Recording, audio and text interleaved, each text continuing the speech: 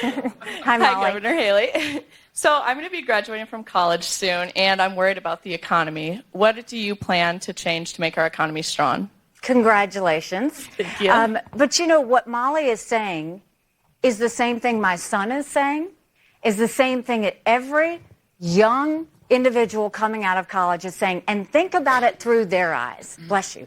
First of all, think about the fact that they went through COVID. Then think about the fact that they watched our country go $8 trillion in debt in 4 years under Trump. And now we're saying, oh, we're going to have to pay it back. And they didn't do anything to cause it. Then look at the fact that, one, they have to find a job. Two, they're having to say, how am I going to afford to live?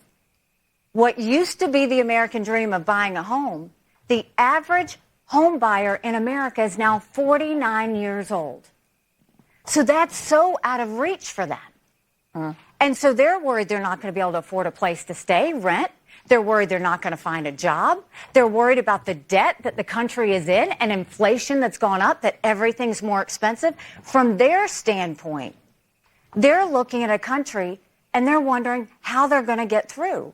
And what we owe it to them is to get the economy back on track. The way we get the economy back on track is to first acknowledge that there is a spending problem in D.C. And it's not a Republican problem or a Democrat problem. Both of them did that to us.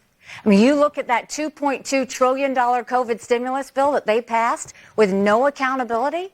They have now left us with 80 million Americans on Medicaid, 42 million Americans on food stamps. That's a third of our country. And then Republicans opened back up earmarks and pet projects for the first time in 10 years, pushing through 7,000 of them last December. We can't afford things like that. So when it comes to our economy and getting inflation under control, the first thing we need to do is claw back the over $100 billion of unspent COVID dollars that are still out there. Instead of 87,000 IRS agents going after middle America, let's go after the hundreds of billions of dollars of COVID fraud. 1 out of every $7 was spent fraudulently. If 8% of our budget is interest, quit borrowing. Cut up the credit cards. You have to balance a budget every day. I had to balance a budget as governor. Why is Congress the only group that refuses to balance the budget?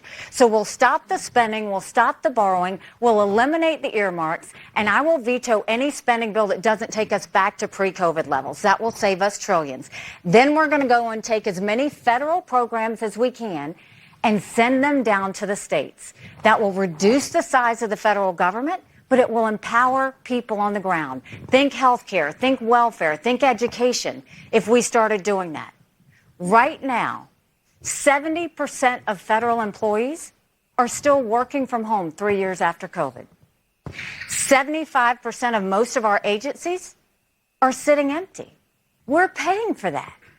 We've got to start getting the waste out of government. This is not them coming to us saying we need more money.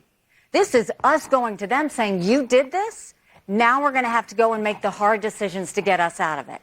And we can do that. And then I think we need to open up the middle class. We're watching in America, the rich are getting richer and the poor are getting poorer. And what we need to do, it's why I want to eliminate the federal gas and diesel tax in this country. I want to cut taxes on the middle class and simplify the brackets. And then let's make the small business tax cuts permanent. They made corporate tax cuts permanent, but they made small business tax cuts temporary. Small businesses are the heartbeat of our economy. We can't just say it, we have to prove it. And that's what we'll do to get our economy back on track.